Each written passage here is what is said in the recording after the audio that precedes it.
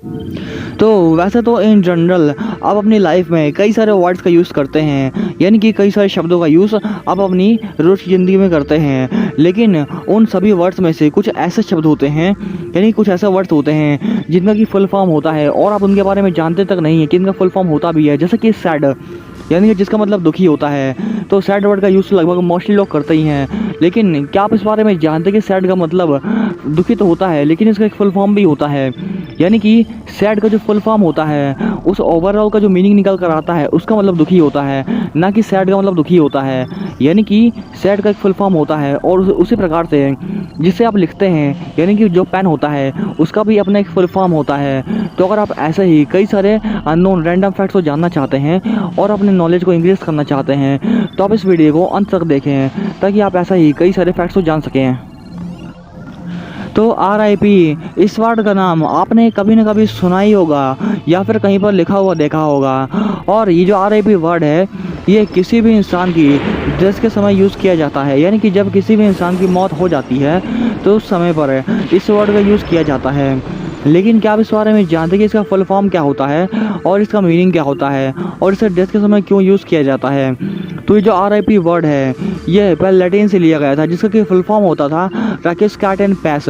और उसके बाद जब हमने इसे इंग्लिश में लिया तो इसका जो फुल फॉर्म बनता है वो रेस्ट इन पीस हो जाता है, जिसका कि मतलब होता है भगवान आत्मा को शांति दे। यानी कि जब कोई भी इंसान मर जाता है तो उसकी आत्मा की शांति के लिए इस रेस्ट इन पीस का वर्ड का यूज़ किया जाता है और इसे हम शॉर्टकट में RIP बोलते हैं। तो अब आप इस बारे में समझ गए होंगे RIP ये जो वर्ड है, ये किसी की डेथ के समय क्यों यूज़ किया जाता है आखिर में।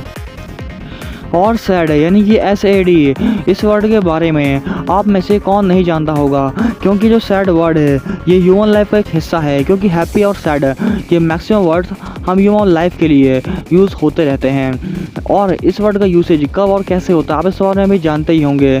लेकिन ये सैड वर्ड है, इसका एक फुल फॉर्म भी हो सकता है, आपने इस बारे में कभी सोचा भी नहीं होगा।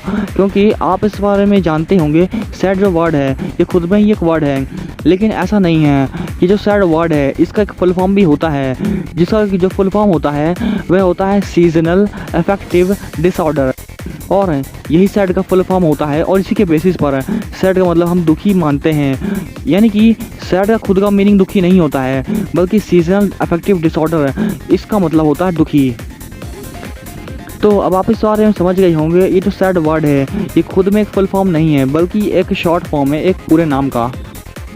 और PEN, यानी कि पेन जो होती है, जिसका कि यूज़ करके सभी लोग कुछ ना कुछ लिखते हैं और उसका यूज़ करके सभी लोग पढ़ाई करते हैं। लेकिन क्या आप इस बारे में जानते हैं कि जो पेन होती है उसका भी एक फुल फॉर्म एग्जिस्ट करता है और इसका जो फुल फॉर्म होता है वह पोइट्स, एसाइस्ट एंड नॉवलिस्ट होता है।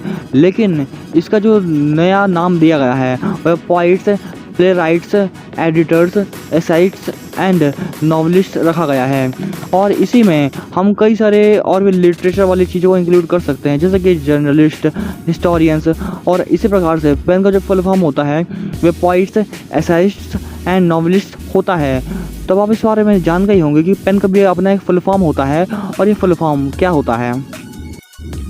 और ओके, ये जो वर्ड है जो कि 2 लेटर से मिलकर बना हुआ है O एंड K से, इस वर्ड का यूज़ आप में से मैक्सिमम लोग अपनी लाइफ में करते होंगे, क्योंकि ओके शब्द का यूज़ आजकल जनरल किया जाता है। और ये जो ओके वर्ड है इसका भी अपना एक फुल फॉर्म होता है, यानी कि ओके एक शॉर्ट फॉर्म है जिसका कि फुल फॉर्म होता है ऑल करेक्ट। लेकिन आपने कभी इस बारे में शायद ही सोचा होगा कि इसका एक फुल फॉर्म भी एग्जिस्ट करता है। और लेकिन अब आप इस बारे में समझ गए होंगे कि इसका जो फुल फॉर्म होता है वह ऑल करेक्ट होता है और किसी भी चीज़ कंफर्मेशन के लिए इसका यूज़ किया जाता है। यानी कि जब हम किसी भी काम को कर लेते हैं या फिर किसी भी चीज़ को समझ जाते हैं तो हम किसी से भी ओके कह देते हैं, उसका फुल फॉर्म ये होता है। और जैसा कि आपको इस बारे में पता है कि आजकल इंफॉर्मेशन टेक्नोलॉजी यानी कि IT का डेवलपमेंट बहुत ही तेज़ी से हो रहा है और उसी के साथ इंटरनेट भी बहुत ही तेज़ी से बढ़ रहा है। और जो इंफॉर्मेशन टेक्नोलॉजी बढ़ रही है तो उसके साथ ही हम बहुत ज़्यादा इंटरनेट का यूज़ करते हैं और इंटरनेट के यूसेज में हम कई सारी चीज़ें सर्च करते हैं, जैसे कि गूगल सर्च इंजन में। तो कई सारी चीज़ें जब हम सर्च करते हैं तो उसका एक लिंक जनरेट होता है और जिसे कि हम URL कहते हैं। लेकिन क्या आपको पता है कि जो URL होता है उसका फुल फॉर्म क्या होता है?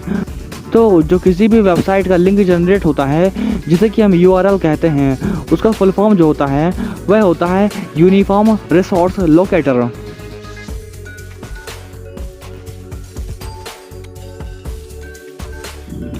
और जैसा कि समय के साथ साथ इंटरनेट का डेवलपमेंट होता जा रहा है, तो उसी के साथ ही हमारा जो डाटाबेस है इंटरनेट का वह भी बढ़ता जा रहा है, और हमारी टेक्नोलॉजी है वह भी इंक्रीज़ हो रही है। और हमने आज तक कई सारे डिफरेंट प्रकार के इमेजेस फॉर्मेट को बनाया है, जैसे कि JPEG, TIFF, BMP file format, और रो फाइल, EPS, PNG और GIF।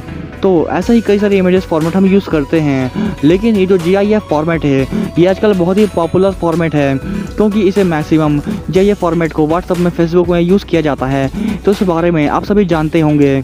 लेकिन क्या आप इस बारे में जानते हैं कि GIF फॉर्मेट, इमेज का जो फॉर्मेट है, इसका फुल फॉर्म क्या होता है?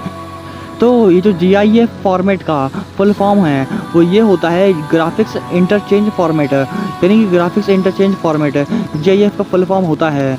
तो ये आपके बहुत ही काम आने वाला है। एंड वायरस, इस नाम को आप में से कौन नहीं जानता होगा, क्योंकि जो वायरसेस होते हैं ये बहुत ही डेंजरस होते हैं। ये किसी भी इलेक्ट्रॉनिक डिवाइस पर जो कि इंटरनेट से कनेक्ट होते हैं उन सभी पर अटैक कर देते हैं, चाहे वो लैपटॉप हो, कंप्यूटर हो, टैबलेट हो या फिर कुछ और हो।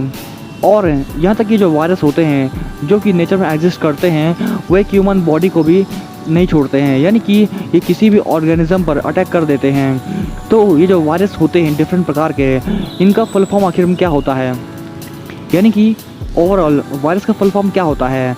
तो वायरस का फुल फॉर्म जो होता है वह vital information resources under seize होता है, यानी कि वायरस का full form vital information resources under seize माना जाता है। तो अब आप इस बारे में समझ गए होंगे कि वायरस का फुल फॉर्म आखिर में क्या होता है, चाहे वो कंप्यूटर में हो या फिर हमारे नेचर में हो। इन दोनों का ही जो फुल फॉर्म वायरस का होता है वह vital information resources under seize होता है।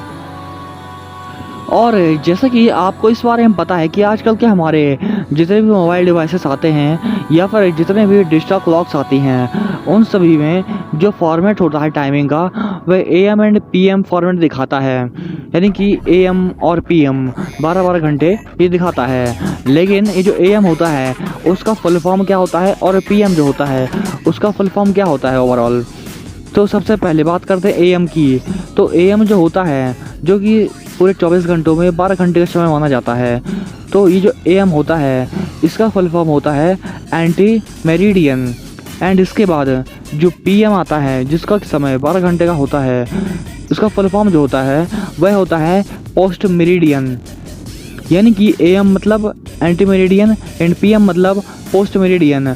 और इन दोनों को मिलाकर हमारे पूरे डे के, यानी कि एक दिन का टोटल 24 आवर्स बन जाते हैं।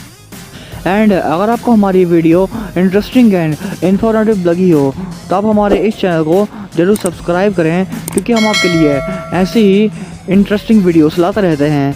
And thanks for watching this video.